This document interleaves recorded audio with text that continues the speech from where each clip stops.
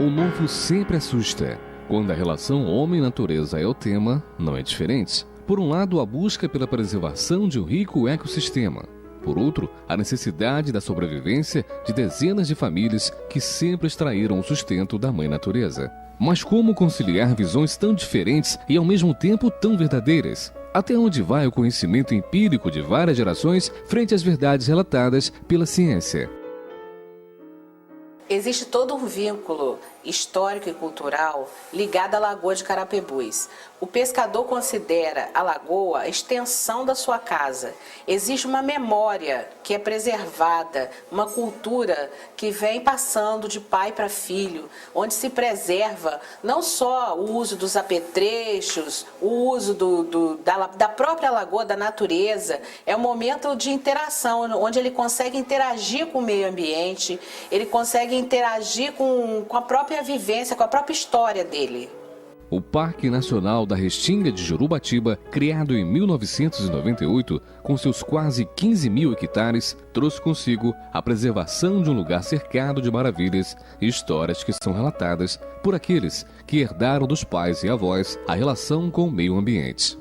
No nascimento do parque, surgiu também uma relação conflitante, que ora se manifesta em forma de ameaça, ora se faz de maneira consciente. Dentro dessa região, você tem várias espécies que elas são importantes, porque são espécies ameaçadas, espécies endêmicas. A gente pode citar aí jacaré do papo amarelo, cachorro do mato. Você pode citar também um molusco, que é o Diaptomos azurus, que ele é endêmico da região. E aliado a isso, a gente ainda tem a importância, que é a beleza cênica do lugar, que isso é muito importante, né? Você tem um lugar bonito, muito agradável de se ver. Na localidade conhecida como Caxanga, encontramos vários pescadores. Para homens como Valdenir de Lima França, o Burranha, pescar é algo mágico que ultrapassa a fronteira do comércio ou da necessidade de ganhos econômicos. Eu acho de grande importância o parque, mas como nós, pescadores, olhamos o parque com bons olhos, gostaria também que nós fosse olhado com bons olhos, porque as pessoas às vezes veem a gente de uma tal maneira que a gente se sente às vezes até com vergonha, porque o que acontece? Nós não sabemos se estamos pescando e daqui a pouco somos abordados, sendo expulsos de uma área que nós fomos nascidos e criados, ao qual tem maior orgulho de ser um pescador. Burranha não está só. Líder nato em sua comunidade, ele encontra a voz permanente entre aqueles que vivem do pescado e não abre mão de enfrentar os desafios para extrair das águas o seu sustento. A minha vida inteira, a minha infância toda, passei na pesca nessa lagoa de Carapebus, junto com meu pai, e sempre lutamos para que não acabasse com as espécies da lagoa. O peixe da lagoa é o robalo, a tainha, a carapeba, o parati.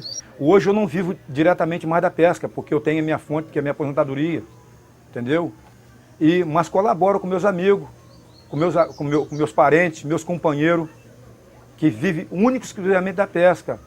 Proibir para mim não existe, agora o controle sim. Agora a proibição não, agora o controle tem que ter, entendeu? Mas junto com o próprio pescador, entendeu?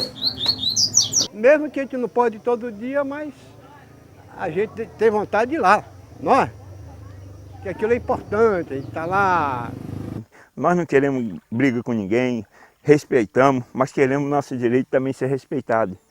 Os mais idosos lembram com saudade do tempo em que a lagoa era rica, uma fartura impossível de ser comparada aos dias atuais. O senhor Jorge Barcelos é pescador experiente e com belas histórias para contar. Eu não tenho interesse em comercializar peixe, eu pesco mais por esporte, porque gosto, porque eu adoro pescar, adoro isso. Tem gente que diz, eu gosto muito de beber uma pinga boa. Que larga pinga boa para lá, rapaz. Pescaria chama-se o maior lazer da minha vida. E tento conscientizar o nosso povo para fazer a coisa certa. Há muito tempo eu não vi um casal de pato do mato com 8, 9 filhotes. Hoje já vejo aqui, passa aqui na minha porta. Um jacaré papo amarelo produziu ali 40 e tantos filhotes. Na noite anterior eu peguei um jacaré desse tamanho assim na rede. Cheguei, ele estava vivo na rede. Digo, você não vai morrer não, meu filho. Peguei a corda, lacei o jacaré, botei uma focinheira, cortei um pedaço da rede, fui lá na natureza, devolvi ele, o seu lugar é aqui. Seu lugar é aqui, não é indo lá para casa que você vai crescer na briga, não. Eu quero fazer a coisa certa na hora certa. O que fazer em tempos de mudança? Hoje, o parque preservado por lei já não pode mais ser explorado para pesca. Alternativas existem e são viáveis, tanto do ponto de vista científico quanto na visão daqueles que vivem do Parna Jurubatiba, o primeiro do Brasil exclusivamente de restinga. Grande conhecedor do lugar, o senhor Afonso Pereira percebe a necessidade de uma adequação. A história dessa região do Parque de Jurubatiba data mais ou menos de 1632, quando os 7 capitães vieram tomar posse da capitania de São Tomé.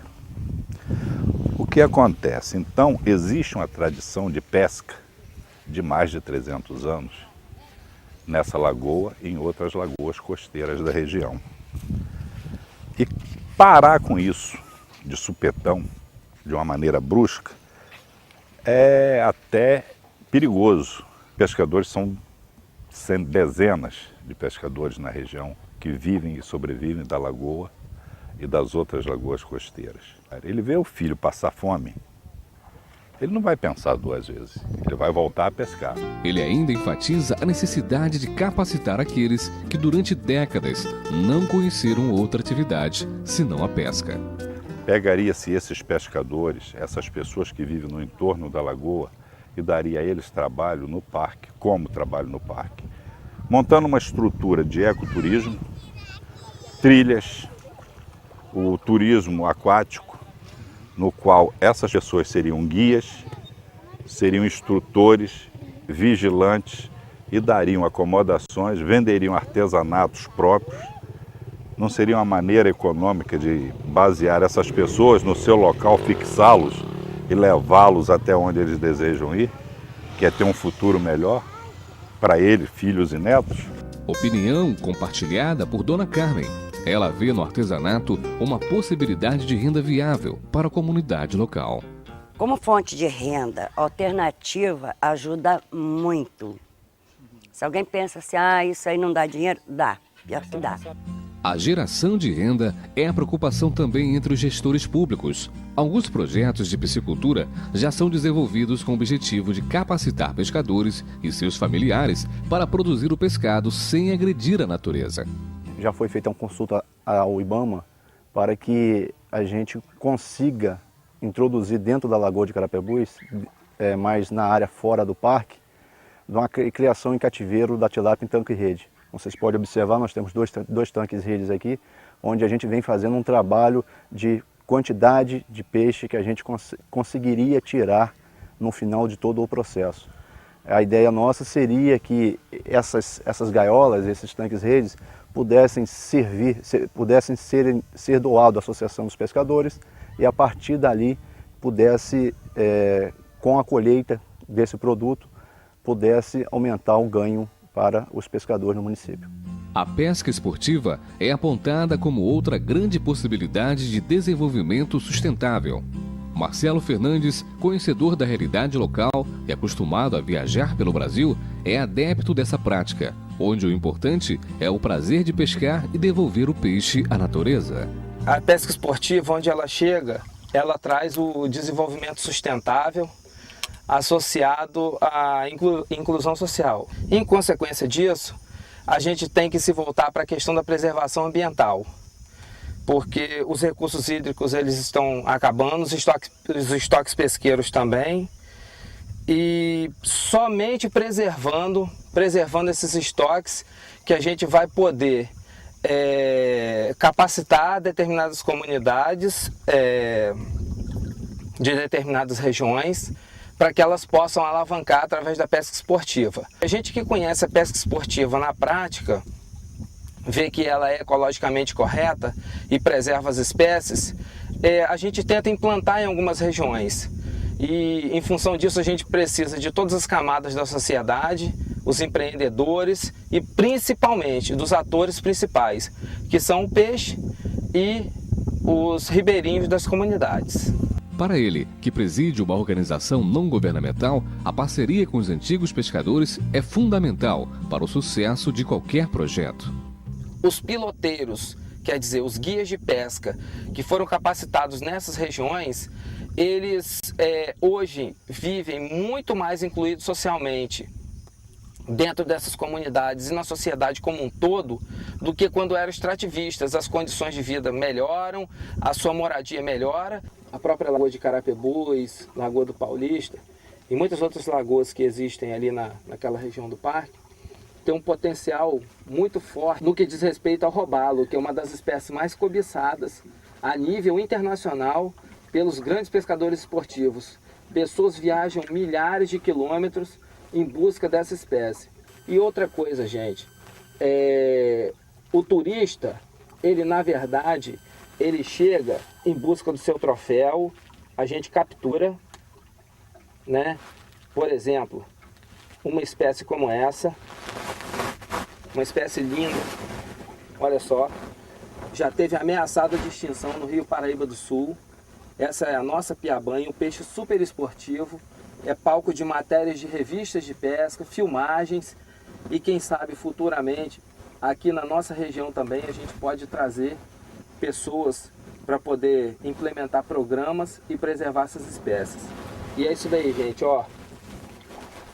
É pescar, fotografar, para a gente preservar e soltar. É isso aí. Tio Jorge é daqueles que defendem o progresso consciente, aliado à preservação das raízes do lugar histórico. Numa mescla de pescador e poeta, ele deixa a emoção extravasar quando fala do amor pelo lugar de sua infância, lugar que ainda norteia sua vida. Na volta da madrugada, a estrela d'alva brilhando, cumprindo o seu papel, aparece lá no céu avisando o pescador que já é hora. Também somos despertados no canto da siricora. Quantas saudades que eu tenho de minha infância querida. Cedinho eu ia para a lida pescar com o irmão meu, peixe preto, peixe branco, agradecidos a Deus a pesca que o Senhor nos deu. Só quem não é humano e que não tem lembrança dos tempos de criança e da terra onde nasceu. Consciente da necessidade de adequação, Tio Jorge aponta alternativas viáveis para a manutenção do parque, sendo também da melhor qualidade de vida dos pescadores e de suas famílias.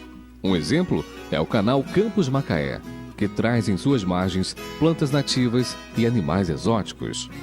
O lugar também é rico em belezas como a Vitória Régia Mirim. Com sua imponência discreta, impressiona todos. A lagoa para mim é como se fosse a mãe, uma mãe natureza. A mãe nos dá leite, nos dá de mamar, nos sopra quando a gente se machuca. E a lagoa nos dá o peixe como principal alimento. E esse assopro é o próprio vento que nos acaricia. E ao passar na lagoa, você tem todo aquele sentimento, você recorda toda aquela história de vida. Lugar maravilhoso, elaborado com capricho pela natureza. Assim é a Lagoa de Carapebus. Assim é o Parque Nacional da Restinga de Jurubatiba. Seus peixes, suas aves, répteis e mamíferos numa sinfonia harmoniosa que explode em vida. Vida em que se faz presente o homem, principal responsável pela sua preservação. Encontrar caminhos deve ser o objetivo de todos, assim como as águas que serpenteiam a mata e encontram o mar. Nem sempre é fácil, é verdade, mas é sempre possível quando existe vontade e união. Eu vou contar para tu, espalhar para tua família, que veio um povo de Brasília, dizia o que nós não sei, falava um tal de e-mail, fósseis, remanescente, mas que povo inteligente, tinha até uma mulher bonita, mas tinhosa danada, que falava bolsão, freático em torno, e nós não entendia nada. A tarde da beleza cênica chega até me dar desejo, um tar de plano de manejo, vou te dizer, meu compadre, e a tar da biodiversidade, tributário, credo em cruz. Quando eu dizer em Carapebus que em Brasília o encontro foi assim, eu sei até que vão rir de mim, mas nem ligo, eu sei do mato, meio capiá, meio gaiato, mas sou um pescador de fato. Pesco a cará de buraco com de anzó de Pindaíba, agora tudo mudou, é Parque Jurubatiba. Dizem que é para preservar, nós não sabemos se isso é bom, se isso é má, mas imploramos por favor que nessa tarde de preservação, preserva nós, pescador.